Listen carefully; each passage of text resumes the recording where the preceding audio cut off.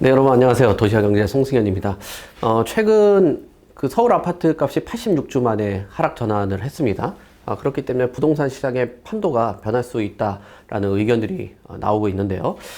지금 전셋값에 대한 하락에 대한 원인, 그리고 지역별 그런 양상들, 그리고 투자자하고 실수요자들은 이런 흐름 속에 어떻게 대응을 하면 좋을지 이런 부분 한번 짚어보도록 하겠습니다. 자, 한국부동산원 자료를 보면은 1월 첫째 주 기준으로 서울 아파트 전셋값 평균이 0.01% 하락을 했고요. 이게 86주 만에 하락으로 나타났습니다. 특히 하락폭이 컸던 지역들이 눈에 보이는데요. 성동구가 마이너스 0.09%, 그리고 동대문구가 0.08%가 떨어졌고요. 그리고 강동구가 마이너스 0.03%가 떨어졌습니다. 자, 이들 지역들의 대표적인 원인을 살펴보게 된다면 입주 물량에 대한 증가, 이런 부분들을 살펴볼 수 있겠죠. 그리고 구축 아파트가 시장에서 좀 외면받고 있는 그런 흐름들, 이런 부분들이 나타나면서 거래 감소가 나타나고 있다라고 봐야 될 것 같습니다. 대표적인 사례들을 짚어보면은 서울숲 힐스테이트 전용 117제곱미터가 열흘 만에 5천만 원 정도가 하락을 했고요. 또 동대문구 휘경 SK뷰 전용 84제곱미터는 한 달 만에 이것도 한 5천만 원 정도 하락을 했습니다. 같은 구에 있는 레미안 크레시티 전용 84제곱미터도 8천만 원 정도 하락한 그런 흐름들이 나타났습니다. 전세값 하락의 주요 원인을 살펴보면은 크게 한 4가지 정도로 볼 수 있을 것 같아요. 첫 번째로 보면 가격 상승에 대한 그 부담감, 그 피로감들이 상당히 누적됐다라고 봐야 되겠죠. 지금 86주 동안 연속적으로 전세값이 상승을 했다라는 것은 가격에 대한 부담감들이 시장에서 나타났고, 그 부담감으로 인해서 자연적인 그런 조정들이 나타났다라고 봐야 되겠죠. 특히 성동구 같은 곳은 강남구의 대체 주거지잖아요. 그렇기 때문에 전셋값이 다른 지역 대비했을 때도 상당히 높았기 때문에 하락폭도 컸다라고 볼 수 있겠죠. 그리고 월세 전환에 대한 이런 수요들도 상당히 좀 이동을 한 것 같아요. 급등한 전셋값이 나타나다 보니까 세입자들은 반전세나 월세를 선택하는 이런 수요들도 나타나고 있는 거죠. 그리고 지금 매매에 대해서 고려를 하시는 분들, 이런 분들 같은 경우도 월세 선호에 대한 증가, 이런 부분이 나타나면서 전세 수요가 감소하는 경향들이 나타나고 있다라고 봐야 될 것 같습니다. 자, 그리고 세 번째 보면 매매 시장이 보합세로 전환을 했다라는 건데요. 매매 가격의 상승의 기대감이 낮아지면서 전세값을 상승하는 이런 견인 효과, 이런 심리들이 약화가 됐다라는 거죠. 특히 서울의 외곽 지역으로 평가를 받고 있는 노도강 지역들, 노원구, 도봉구, 강동구 지역은 매매값과 전세값이 모두 약세 전환했다라는 것은 눈여겨볼 대목이라고 봐야 될 것 같습니다. 그리고 지역적인 특성들이 좀 나타나고 있는 것 같은데요. 중심부하고 또 외곽 지역 같은 경우는 하락에 대한 폭들이 좀 차별적으로 나타나고 있다는 것들 유념을 해볼 필요가 있고요. 인기 지역은 조정을 받고 난 후에 다시 또 상승할 수 있다는 것도 여러분들이 시장을 좀 눈여겨봐야 되는, 그런 모니터해야 되는 지점이라고 봐야 될 것 같습니다.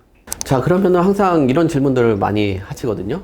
지금이 내 집 마련하기에 좋은 적기냐라고 보시는 의견들도 있고 많이들 여쭤보는 내용들인데요. 전셋값 하락하고 매매값들이 조정이 된다라는 거는 내 집 마련을 할 수 있는 뭐 좋은 시점이라고 고민을 해볼 수 있는 거죠. 왜냐하면 가격 조정기에는 기회를 포착할 수 있는 기회가 열려 있잖아요.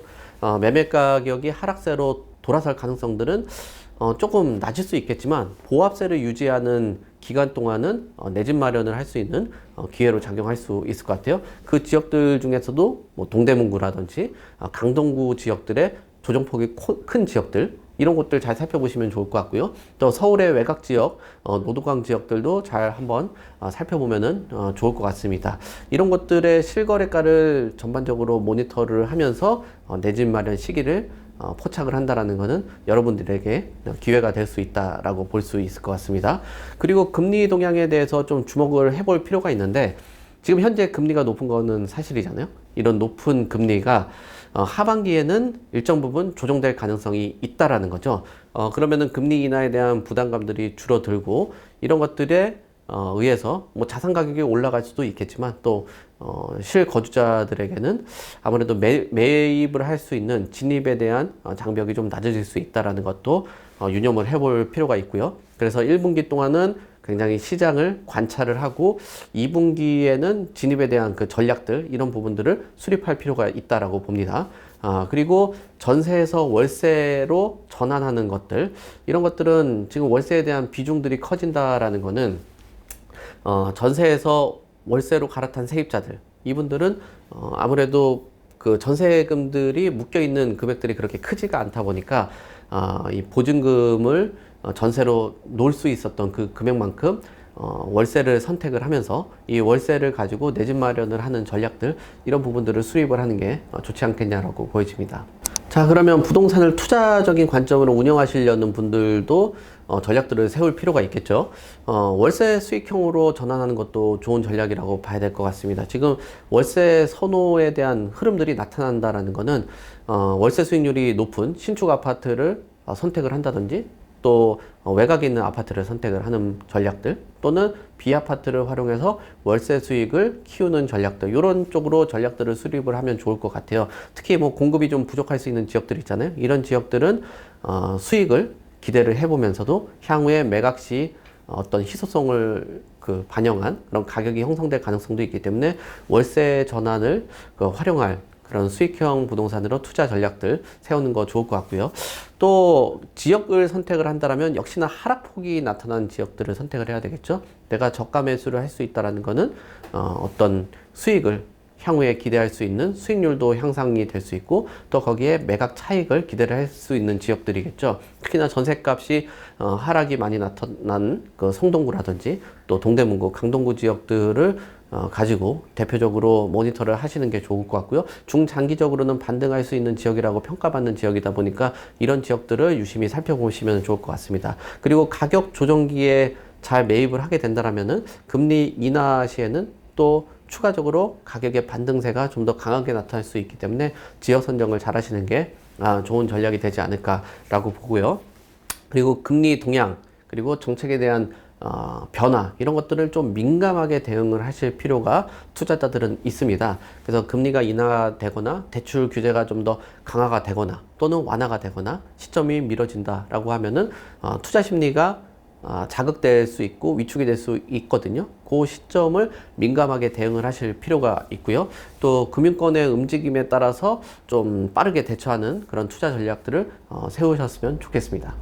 자, 전세 가격 하락이 단순히 하락의 움직임만 포착하는 게 중요한 게 아니고 이런 추세적인 변화의 흐름 그리고 전세 시장의 구조적인 변화, 임대 시장의 구조적인 변화들 이런 것들을 잘 보고 판단을 하실 필요가 있거든요. 이 시기를 잘 활용하면 내 집 마련의 적기가 될 수도 있고 투자자 입장에선 전략적인 진입 시기가 될 수 있다라는 겁니다. 그래서 내 집 마련이나 또는 투자에 관련돼서 좀 더 상담이 필요하신 분들 같은 경우는 하단에 나와 있는 연락처로 연락을 주시게 된다라면은 성공적인 투자 계획 뭐 이런 것들에 대해서 도움을 줄 수 있다라는 것들을 참고를 하시면 좋겠고요. 또 구독과 좋아요, 알림 설정을 통해서 뭐 앞으로도 또 유익한 정보들 지속적으로 받으셨으면 좋겠습니다. 자, 저는 여기까지 하도록 하겠습니다. 감사합니다.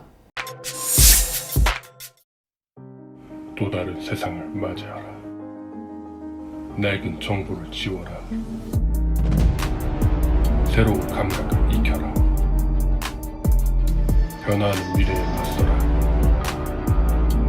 편향된 시각을 버리고 얽혀있는 도시 속 독보적인 가치를 쟁취해라.